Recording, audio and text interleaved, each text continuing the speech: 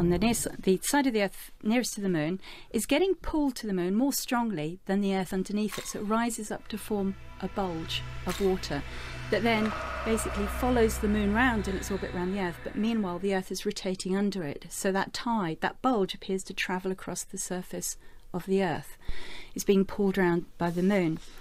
But of course, there are two tides in every day, and you have an equal and opposite high tide, because not only is the near side of the ocean being pulled towards the Moon, you also have an effect that on the far side of the Earth away from the Moon, the Earth is being pulled to the Moon more strongly than the water on that side, and you have the water left behind to create a second high bulge within the oceans. So as Paul said at the beginning of the programme, they do seem to be a system in themselves, a twin system. Without the Moon making the tides, making the climate, the sort of life that we know would probably not exist on Earth.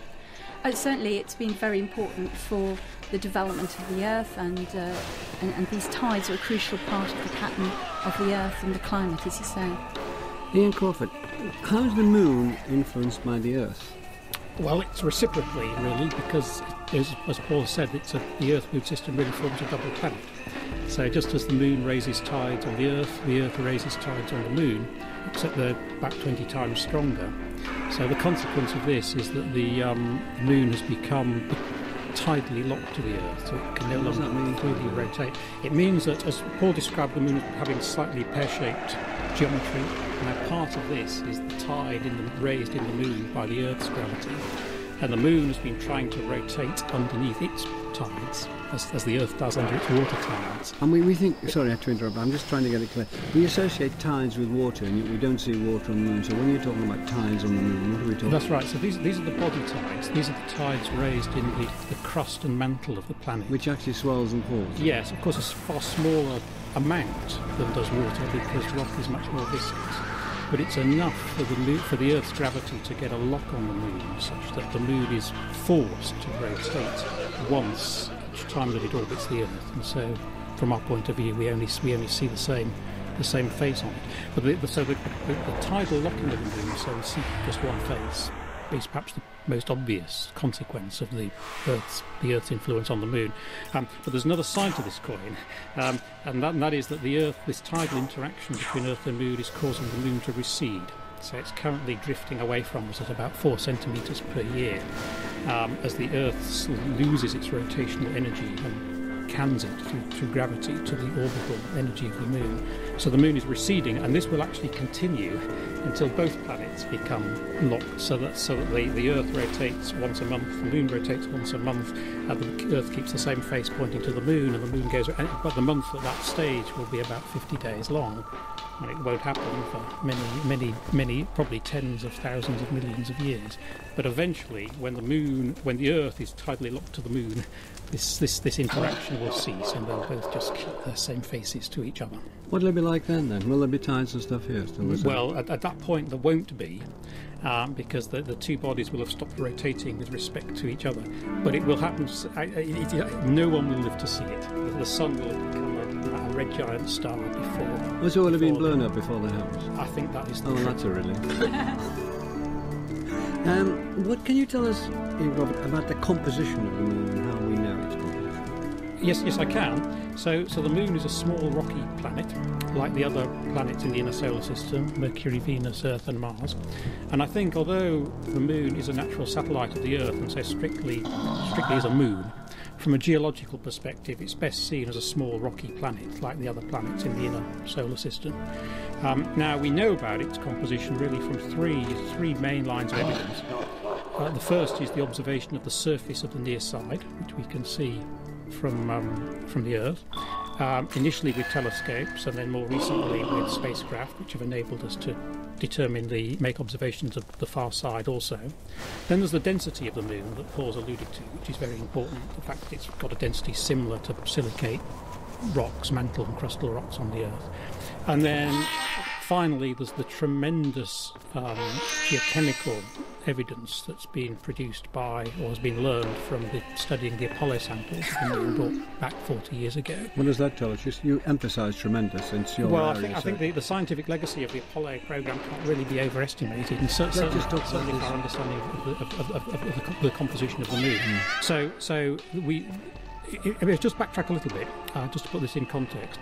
If you look at the moon from the Earth, and everyone should be says very prominent tonight, there'll be a near first quarter moon this evening, and everyone should look at it.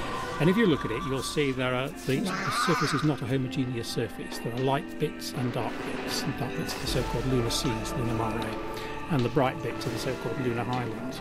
Now, what we've learned from examining the Apollo material is the precise mineralogical composition of these. So Paul mentioned basalt, but in fact basalt is a volcanic rock, and the lunar mare, the lunar seas, are indeed basaltic volcanic rock. But the bright areas of the moon, the so-called lunar highlands, are made of another rock type. It's called an anthracite, and it's made principally of just a single mineral, plagioclase feldspar, which is a light-coloured rock, and it gives the lunar highlands its bright colour. So I think, from a top-level point of view from lunar geology, it's studying the lunar samples have enabled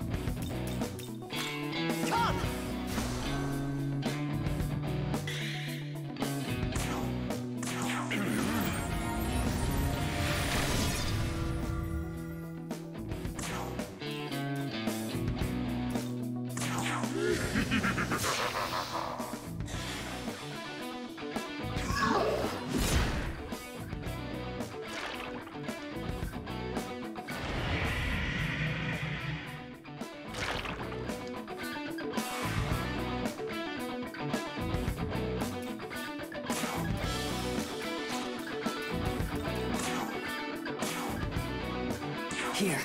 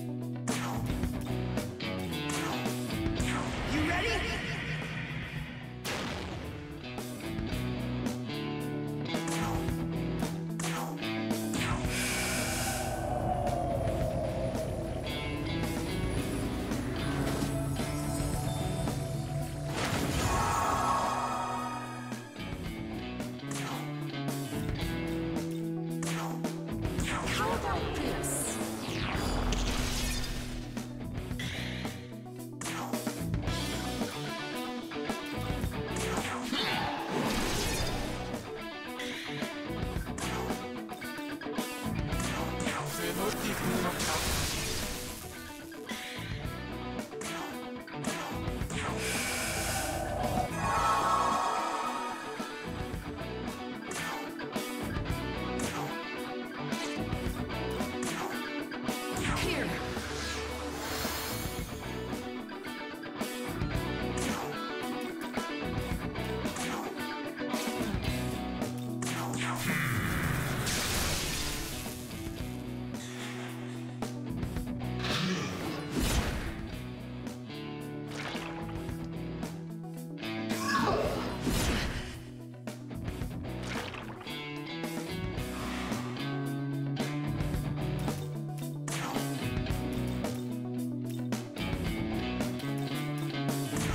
Take this!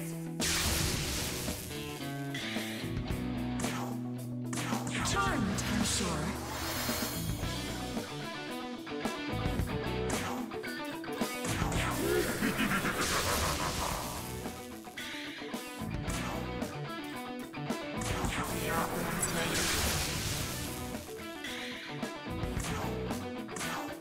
Take this!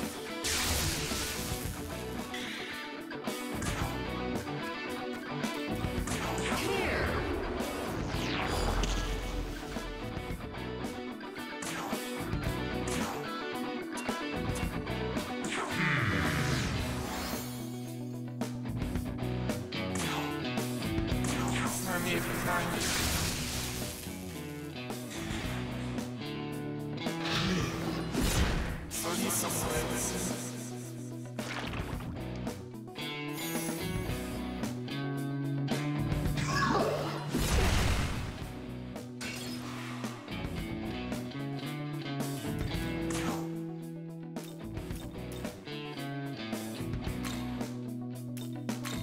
Let's go!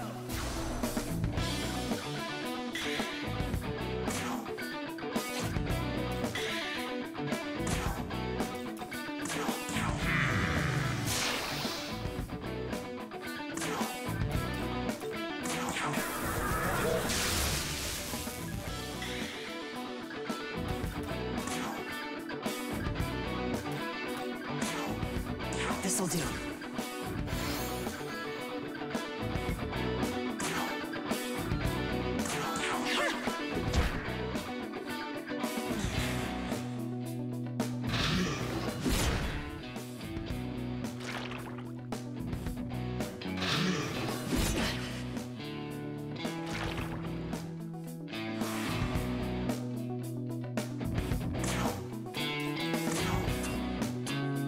Here.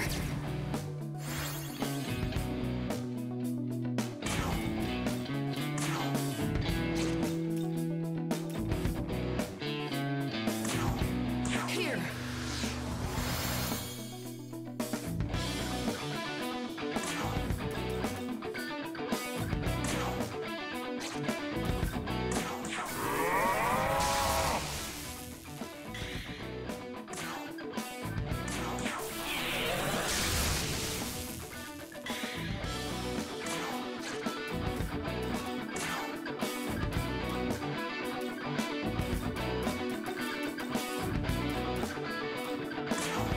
Take this!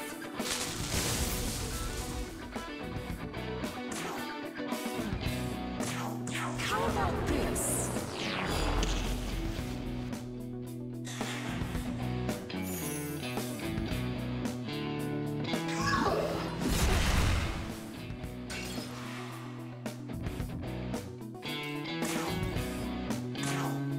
It's time!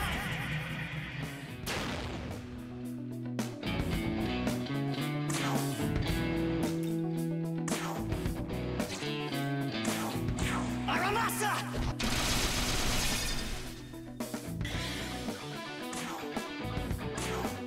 Here!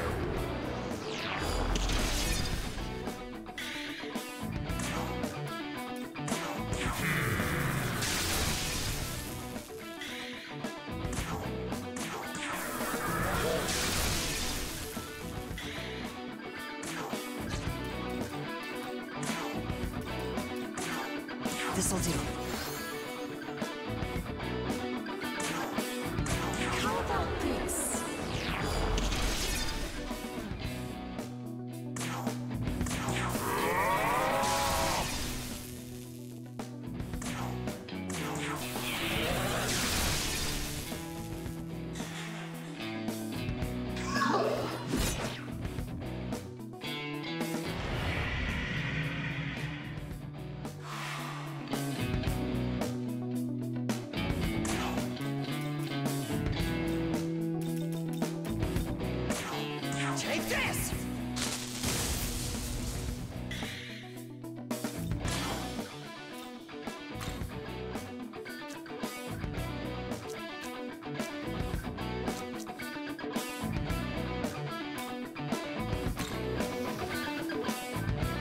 turn. Go!